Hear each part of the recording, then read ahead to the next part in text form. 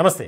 తెలంగాణ ముఖ్యమంత్రి రేవంత్ రెడ్డి ఇంద్రవెల్లి పర్యటన ఖరారైంది. దానికి సంబంధించి ఏర్పాట్లు కూడా భారీగా చేస్తున్నారు కాంగ్రెస్ నాయకులు. ముఖ్యంగా సీఎంగా పదవీ బాధ్యతలు స్వీకరించిన తర్వాత మొట్టమొదటి జిల్లాల పర్యటనని ఇది చెప్పాలి. ఇంద్రవెల్లి అనేది ముఖ్యమంత్రి రేవంత్ రెడ్డి గారికి ఒక సెంటిమెంట్గా మారింది. ఆయన గతంలో పిసిసి అధ్యక్షులుగా బాధ్యతలు స్వీకరించిన మొట్టమొదటి సమావేశాన్ని అక్కడే పెట్టారు. బహిరంగ సభలో మాట్లాడారు. ఆ వేదిక నుంచే ఒక కీలకమైనటువంటి ప్రకటన కూడా చేశారు. మేము వచ్చే ఎన్నికల్లో అధికారంలోకి రాబోతున్నాం. ఇంద్రవెల్లి సాక్షిగా ఇక్కడ వేదికగా నేను ఇస్తున్నటువంటి మాట ఇది జరిగి తీరుతుంది అని ప్రకటించారు. నిజంగా అదే జరిగింది. వాస్తవానికి ఇంద్రవెల్లిలో ఆయన ప్రతిసారి పర్యటించడం, ముఖ్యంగా కుటుంబ సభ్యులు కూడా అక్కడికి వెళ్ళి అక్కడ ఉన్నటువంటి దేవతలను మొక్కడం క్రమంగా జరుగుతుంది. ఇటువంటి సందర్భంలో ఫిబ్రవరి 2వ తేదీ చాలా కీలకంగా మారింది. ముఖ్యంగా తెలంగాణలో ప్రభుత్వం మారిన తర్వాత ముఖ్యమంత్రిగా రేవంత్ రెడ్డి తీసుకుంటున్నటువంటి నిర్ణయాలు మనం చూస్తున్నాం. దీనిలో భాగంగానే పార్లమెంటు ఎన్నికలు కూడా జరగబోతున్నాయి. తెలంగాణ వ్యాప్తంగా 17 లోక్సభ స్థానాల్లో కనీసం 12 అయినా మనం గెలుచుకోవాలి. దే నినాదంతో ఆయన ముందుకు వెళ్తున్నారు. ఆయన ముందున్నటువంటి పెద్ద టాస్క్ అని కూడా చెప్పాలి. ఇప్పటికి అధిష్టానానికి ఆయన మాట ఇచ్చారు. 10కి తక్కువ కాకుండా పార్లమెంటు స్థానాలు గెలుచుకునే బాధ్యత నేను తీసుకుంటానని. దానికి సంబంధించే పిసిసి అధ్యక్షుడిగా కూడా ఆయన్నే కొనసాగిస్తున్నారు. ఎన్నికల అనంతరం కొత్త పిసిసి అధ్యక్షుడిని ఎన్నుకోబోతున్నారు.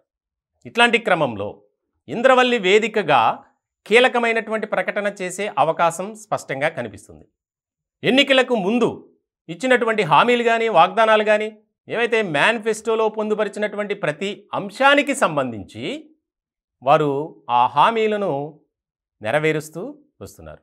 ఇట్లాంటి క్రమంలో ఇంద్రవల్లి వేదికగా మరొక 2 పథకాలకు సంబంధించి ఆయన ఒక ప్రకటన చేయబోతున్నారు అనేది కాంగ్రెస్ వర్గాల్లో బాగా వినిపిస్తున్నటువంటి మాట.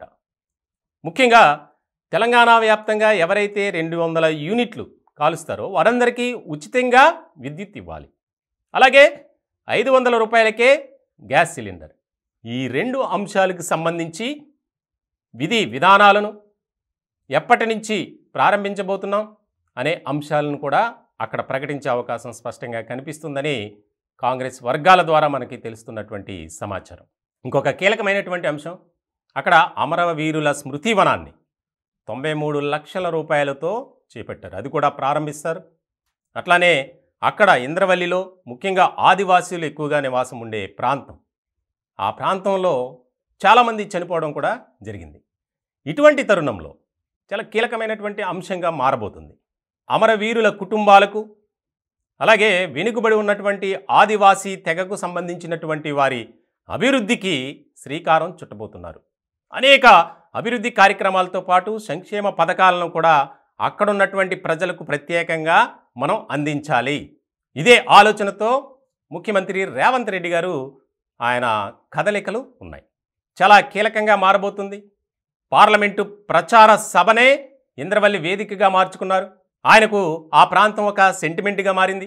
అలాగే ప్రజాపాలనకు సంబంధించినటువంటి ప్రతి అంశాన్ని అక్కడ నుంచే ప్రారంభించడం ఆనవాయితీగా మారింది. ఇటువంటి సందర్భంలో ఇంద్రవల్లి పర్యటన అనేది చాలా ప్రాముఖ్యత సంతరించుకుందనే చెప్పాలి.